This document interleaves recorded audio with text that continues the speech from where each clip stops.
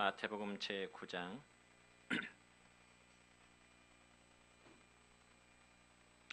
9절부터 13절에 있는 말씀까지입니다. 마태복음 9장 9절부터 13절까지 자신 줄 알고 봉독에 올립니다. 예수께서 그곳을 떠나 지나가시다가 마태라는 사람이 세관에 앉아 있는 것을 보시고 이르시되 나를 따르라 하시니 일어나 따르니라. 예수께서 마태의 집에서 앉아 음식을 잡수실 때 많은 세리와 죄인들이 와서 예수와 그의 제자들과 함께 앉았더니 바리새인들이 보고 그의 제자들에게 이르되 어찌하여 너희 선생은 세리와 죄인들과 함께 잡수시느냐. 예수께서 들으시고 이르시되 건강한 자에게는 의사가 쓸데없고 병든 자에게라야 쓸데있느니라. 너희는 가서 내가 긍휼을 원하고 제사를 원하지 아니하노라 하신 뜻이 무엇인지 배우라. 나는 의인을 부르러 온 것이 아니요 죄인을 부르러 왔노라 하시니라. 아멘. 오늘은 신약성경 마태복음 9장 9절로 13절에 있는 말씀을 중심해서 예수님이 오신 목적이라는 제목으로 말씀을 선포하고자 합니다.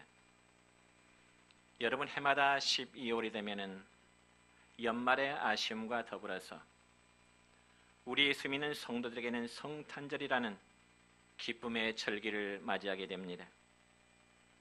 특별히 제가 어렸을 때 교회에 다니면서 가장 기억에 남는 성탄절은 교회 가서 호박떡을 얻어 먹었던 그런 기억이 생생합니다.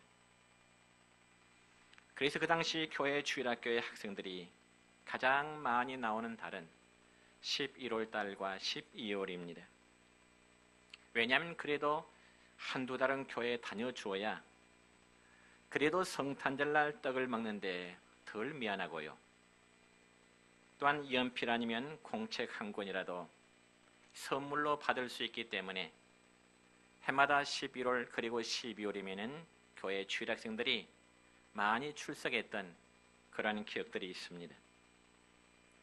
그러면 과연 이 성탄절은 어린 아이들에게만 기쁨을 주었을까요? 그렇진 않습니다. 우리 주님 탄생하신 성탄절은 믿는 자나 그리고 믿지 않는 모든 사람들에게 기쁨의 절기가 되고 있습니다. 그래서 예수님을 구주로 고백하는 성도는 거룩하신 하나님이 사람의 몸을 입으시고 이 땅에 오심을 축하하게 되는 것이고, 그러한 반면에 불신자들은 어떨까요? 며칠 전 기독교 관련 신문을 보니까 펜머스 문화선교라는 기관에서 일반인들 199명을 대상으로 해서 크리스마스에 대한 인식조사를 발표한 적이 있는데, 거기에 보니까 이런 결과가 나왔습니다. 먼저 크리스마스 하면 가장 먼저 떠오르는 것이 무엇인가라는 질문에 대해서 크리스마스 캐롤을 꼽는다는 것이 답변 중에 33%였고요. 두 번째로 산타클로스와 선물을 꼽는다는 답변이 22%였습니다. 그리고 세 번째로 크리스마스 파티를 꼽는다는 답변이 21%였는가 하면은 예수님의 탄생을 꼽는다는 답변은 불과 17%에 불과했습니다. 그리고 콘서트 및 다양한 공연을 8%로 꼽는다는 그런 발표를 보았습니다. 그리고 두 번째로 또한 크리스마스의 의미가 무엇인가라는 질문에 대하여 세계적으로 즐기는 축제라는 답변이 18%를 차지했고, 두 번째로 소외된 이웃을 돕고 섬기는 날이라는 답변이 24%였으며 예수님의 생이라는 답변은 고작 8%뿐이었습니다. 그러한 반면에 가족과 연인과 함께 소중한 시간을 간다는 그러한 답변이 절반, 약 50%라는 가장 많은 답변에 있습니다. 여러분, 그러므로 이러한 인식들 때문에 사람들은 성탄절이라 그러면 마치 무슨 파티를 하면서 광란의 밤을 보내고 있는데 사실 예수님께서 이 땅에 오신 이유는 그러한 것과는 전혀 상관이 없습니다. 그럼에도 불구하고 오늘날 많은 사람들이 오직 그런 의미에서만 성탄절의 기쁨을 즐기려 하는데 그러한 행위는 진정으로 성탄을 축하하는 올바른 자세는 되지가 못하는 것입니다.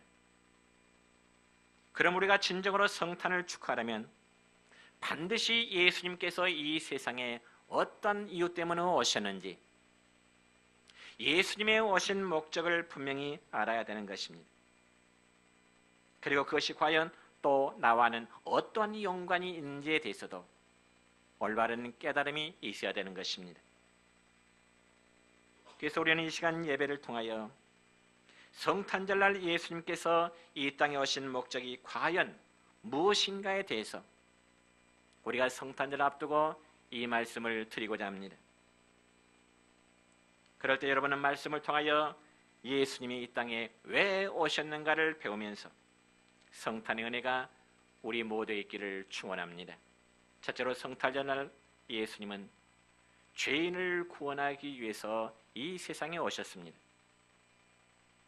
여러분, 예수님이 사람의 모습으로 이 땅에 오신 첫 번째 목적은 역시 죄인들을 구원하시기 위한 것이 가장 커다란 목적입니다. 그래서 오늘 우리가 본문 말씀 가운데 13절의 말씀을 보면 이렇습니다. 시작. 내가 의인을 부르러 온 것이 아니요 죄인을 부르러 왔노라. 아멘. 그래서 여기 부른다는 의미는 불러서 구원하신다는 그런 의미입니다. 그러므로 이 말씀의 의미는 예수님께서 죄인을 불러서 구원하시기 위해서 하나님의 보내심을 받고 이 세상에 오신 것입니다. 여러분, 불교는 자비한 자를 찾습니다. 그리고 유교의 종교는 인자한 사람을 찾습니다. 그리고 철학자 소크라테스는 지혜 있는 자를 찾고요. 예수님 당시에 종교 지도자란 대접을 받았던 사람 바리새인들은 바로 의인들을 찾았습니다. 그렇다면 과연 오늘날 이 땅에 살고 있는 수십억의 인구들 가운데 자비한 사람이 있을까요? 그리고 인자한 사람이 있을까요? 지혜로운 자, 진정으로 의로운 자가 이 세상에 있을까요? 답은 그렇지가 않습니다. 절대로 이 땅에 완전한 사람은 존재하지 않는다는 사실입니다. 누가 감히 나는 자비합니다, 그리고 나는 인자하고 지혜롭고 완전하게 의로운 자입니다, 그렇게 말할 수가 있겠습니까? 만약 그런 사람이 있다면 성경에서는 그들을 향하여 어떻게 말씀하고 계신 줄 아십니까? 이 점에서 요한일서 1장 8절의 말씀을 보면은 만일 우리가 죄 없다면 스스로 속이는 것이라. 우리 스스로가 죄가 없고 의롭다고 자비하고 이런 우리 자신을 드러낸다면 하나님 앞에 자기 자신을 속이는 것이라고 말씀합니다. 그렇습니다. 여러분이 스스로 생각할 때 나는 죄가 없다고 자신 있게 말할 수 있는 분이 과연 있을까요? 답은 아무도 없습니다. 그래서 우리 인간의 모습에 대하여 로마서 3장 10절부터 12절까지의 말씀을 보면 이렇게 말씀이 기록됩니다. 시작. 기록된 바 의인은 없나니 하나도 없으며 깨닫는 자도 없고 하나님을 찾는 자도 없고 다 치우쳐 한 가지로 무익하게 되고 선을 행하는 자는 없나니 하나도 없도다. 아멘. 그러므로 이 땅에서 완전한 자를 찾으려는 자들의 모든 노력은 다 헛된 것이요 무가치한 것입니다. 그래서 예수님이 이 세상에 사람의 몸을 입으시고 오신 것은 바로 의로운 자를 찾기 위해서 주님이 오심이 아니고 오직 죄인을 찾아서 죄인된 자를 불러 구원하시기 위해서 우리 주님은 이 세상에 오신 것입니다. 그러고 바울은 이 점에서 디모데전서 1장 15절의 말씀을 보면 이런 말씀이 기록됩니다. 시작. 미쁘다 모든 사람이 받을 만한 이 말이여 그리스도 예수께서 죄인을 구원하시려고 세상에 임하셨다 하였도다. 아멘. 그다음 사랑하는 성도 여러분이요, 여기 죄인이란 누구를 가리키는 말일까요? 저 교도소에서 자신의 죄값을 치르고 있는 그런 사람들이 죄인일까요? 아니면 저 뒷골목에서 조직을 만들어서 다른 사람을 괴롭히는 자들이 죄인일까요? 아니면 자신의 야욕을 이루기 위해서 전쟁을 일으켜 수많은 사람들을 학살시키는 그들이 죄인일까요? 물론 교도소에 수감되거나 뒷골목에 조직을 일으켜서 사람들을 괴롭히거나 전쟁을 일으켜 모든 사람을 학살시키는 자들 역시 죄인들이겠죠. 물론 죄인들입니다. 그렇지만 여러분, 성경에서 말씀하고 있는 죄인이라는 것은 단지 그들만을 가리키는 게 아닙니다. 성경에서 말씀하고 있는 죄인이란 바로 하나님을 알지 못하는 사람을 죄인이라고 말하고요, 하나님의 뜻을 거스르고 사는 모든 사람들을 가리켜서 죄인이라고 말합니다. 그러니까 예수 그리스도를 믿기 전에 여러분과 저의 모습이 바로 죄인의 모습이었던 것입니다. 그러므로 예수님께서는 저와 여러분 같은 죄인을 구원하시기 위해서 이 땅에 오셨다는 것은 죄인된 저와 여러분을 불러서 하나님을 믿고 그 뜻대로 살도록 하기 위해서 주님이 오셨다는 사실을 믿으시기를 바랍니다. 참으로 예수님께서는 죄인들, 우리를 구원하시기 위해서 이 땅에 오셨습니다. 그리고 죄인된 우리들을 위하여 주님은 친히 모욕을 받으셨고, 구약성경 이사야서 말씀의 예언대로 주님은 복음서에 기록된 바대로 주님은 채찍을 맞으셨습니다. 그리고 십자가에 달리셨습니다.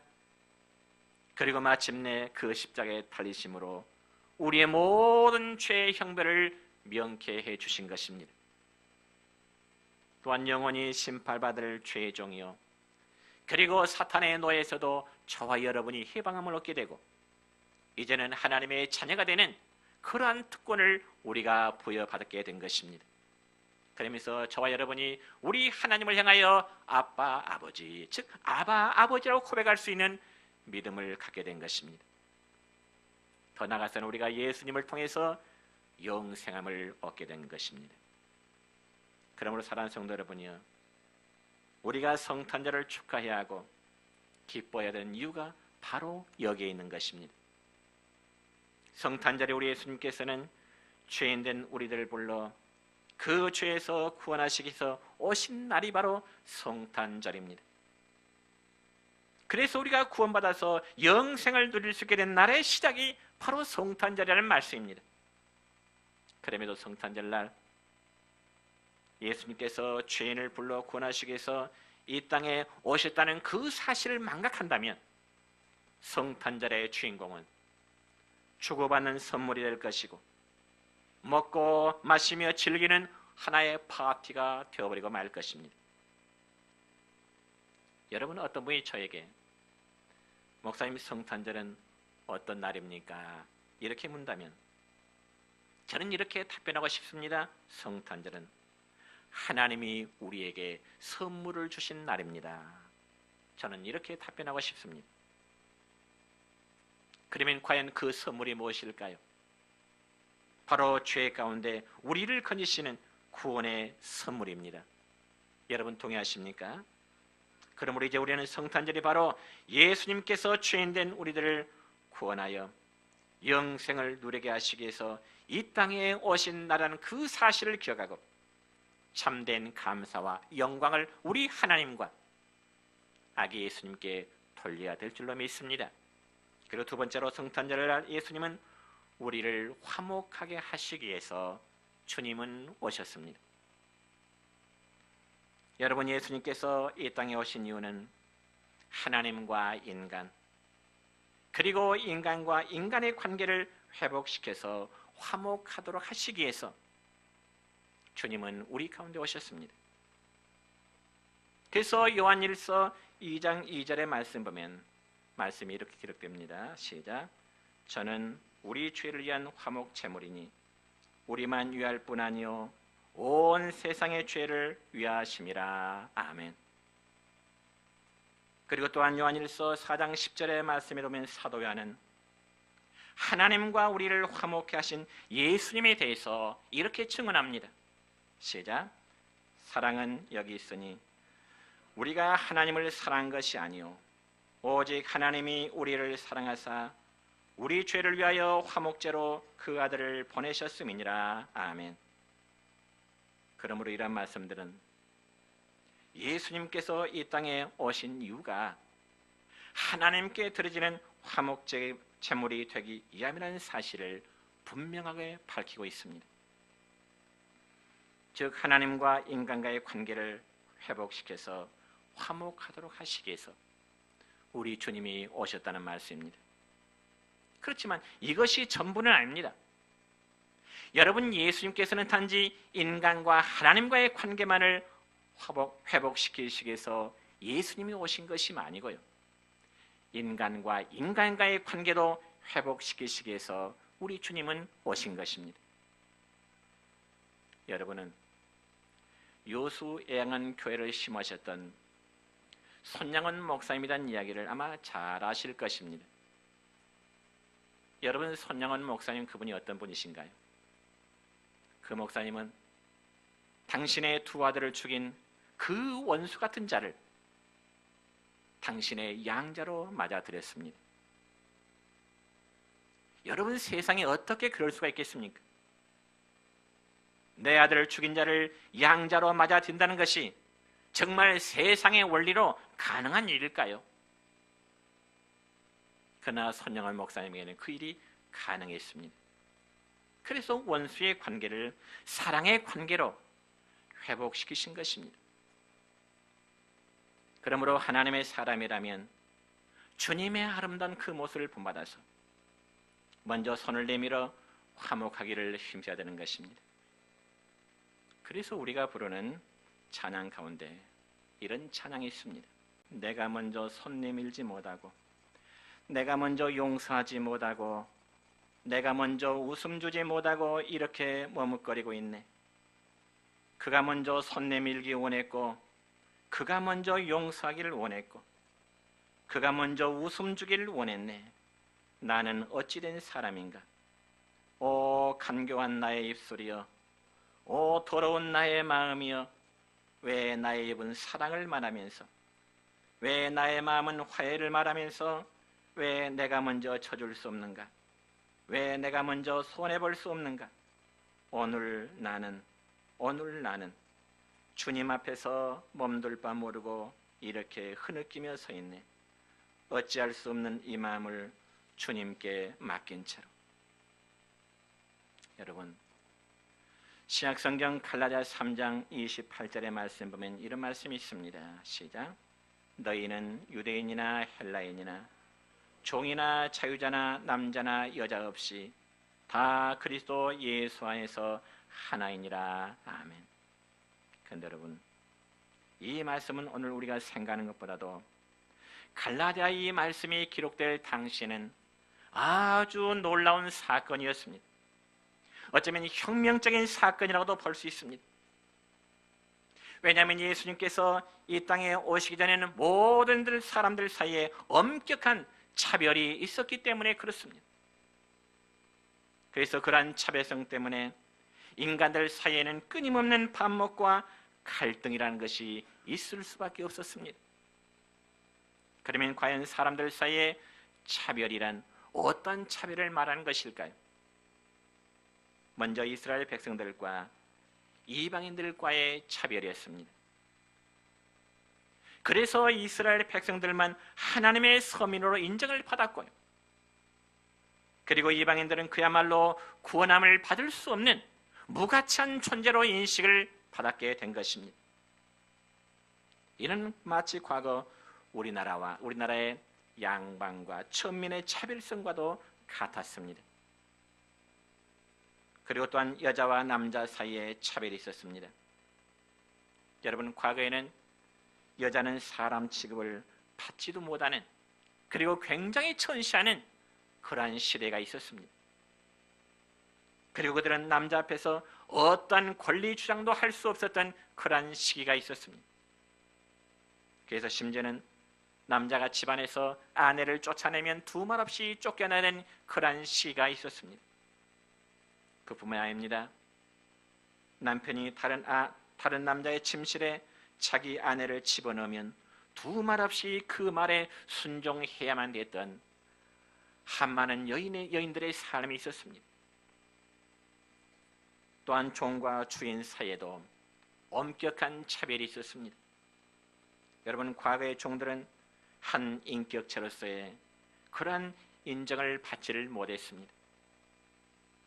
그래서 그들은 주인에게 속한 일종의 소유물로서 팔리거나 혹은 능욕을 받거나 심지어는 종이 자기 주인으로부터 죽임을 당한다 할지라도 한마디로 항의를 할 수 없는 그러한 상황이 있었습니다. 그러한 차별 속에서 그러면 과연 어떻게 화목이 있을 수가 있을까요? 여러분, 본질적으로 신분이 다르고 그리고 입장이 다르기 때문에 하나가 된다는 것은 불가능할 수밖에 없어서 그들 사이에는 오직 멸시와 반목과 다툼만이 있을 수밖에 없었던 것입니다. 그래서 이스라엘 백성들은 이방인들을 마치 개를 취급하듯 그렇게 취급했습니다. 그런 반면에 이방인들은 이스라엘 백성들을 아주 혐오할 수밖에 없습니다. 그리고 남자는 여자를 멸시하자 여자들은 남자들의 톡단과 모멸을 인내해야만 했습니다. 그리고 주인은 종을 함부로 대하자 종들은 주인을 미워하게 됐는데 이게 바로 고대사의 인간의 삶이었습니다. 그런데 여러분, 예수님께서 이와 같은 반목과 갈등의 원인이 되었던 모든 차별을 우리 주님은 무너뜨리신 것입니다. 그리고 모든 사람을 하나님 안에서는 다 동등한 형제요, 하나님 안에서는 다 자매가 되게 하신 것입니다. 그러니 어찌 혁명적인 사건이라고 말하지 않을 수가 없습니다. 여러분, 이러한 차별에서는 이스라엘 백성과 이방인이, 그리고 남자와 여자, 그리고 종과 주인이 서로를 반목과 도전의 대상이 아니라 사랑과 섬김의 대상으로 여길 수 있도록 주님이 만드신 것입니다. 그래서 우리 주님이 이 땅에 오신 목적이 바로 거기에 있는 겁니다. 그럼 오늘날 예수 그리스도의 복음이 들어간 곳은 어느 곳이나 이와 같은 차별이 있어서는 안 됩니다. 반목과 대결이 있어서는 안 됩니다. 예수의 사람들은, 여러분, 우리 잘 아는 대로 우리나라에도요, 이 기독교의 복음이 들어오면서부터 남녀간의 차별이라든지 그리고 양반과 노비의 차별이 없어졌습니다. 그리고 사랑하는 성도 여러분이요, 예수님께서 이 땅에 오신 것은 이처럼 하나님과 인간 사이에 막힌 담을 하시고 주님은 이제는 화목 제물이 되어주셨습니다. 뿐만 아니라 죄로 말미암아 하나님과 원수된 후 파괴된 인간 사관의 관계를 회복시키시기 위해서 주님은 오셨다는 말씀입니다. 그래서 예수님은 내 이웃을 내 몸과 같이 사랑하라 말씀하시면서 이웃과의 화목이 모든 계명의 완성이라 그렇게 말씀하십니다. 그러므로 이번 성탄에 예수님이 이 땅에 오신 이유를 묵상하는 가운데 나와 하나님과의 관계가, 나와 이웃과의 관계가 회복되어지시기를 축원합니다. 뿐만 아니라 우리는 한 해 동안 서로 멀리하고 또 마음의 벽이 닫혔다면 이제는 회개하고 그리스도 안에서 화목을 이루시는 그런 역사가 충만하기를 축원합니다. 마지막 세 번째로 성탄절에 예수님은 섬기기 위하여 오셨습니다. 여러분, 오늘 마가복음 10장 45절의 말씀 보면 예수님께서 이 세상에 오신 목적에 대해서 이렇게 말씀하십니다. 시작. 인자에 온 것은 섬김을 받으려 함이 아니라 도리어 섬기려 하고 자기 목숨을 많은 사람의 대성물로 주려 함이니라. 아멘. 여러분, 예수님은 천지 만물의 창조주이십니다. 또한 그분은 이 세상의 주관자이십니다. 또한 만왕의 왕이시여 만유에 주시기 때문에 그분은 모든 사람들로부터 한없는 존귀와 영광을 받으셔야 될 분이십니다. 그런데 그분이 낮고 천한 인간의 몸을 입으시고 이 세상에 오셨습니다. 그 이유가 무엇일까요? 그건 바로 섬기기 위해서 주님은 사람의 몸을 입으시고 오신 것입니다. 이건 정말 납득하기 어려운 일입니다. 여러분 생각해 보세요. 어떻게 주인이 종을 섬길 수가 있겠습니까? 어떻게 높은 분이 낮은 자를 섬길 수가 있겠습니까? 이는 도저히 있을 수 없는 일입니다. 그런데 예수님은 그렇게 하시기 위해서 이 땅에 오셨다는 말씀입니다. 이는 비단 예수님이 말씀뿐만이 아닙니다. 주님은 이 땅에 불쌍한 사람들, 그리고 가난한 사람들, 그리고 모든 사람들로부터 소외당한 사람들, 그리고 병든 사람들, 죄에 눌려 고민하는 죄인들을 주님이 직접 찾아가셨습니다. 그리고 그들을 여러 모양으로 주님이 친히 섬겨주셨습니다.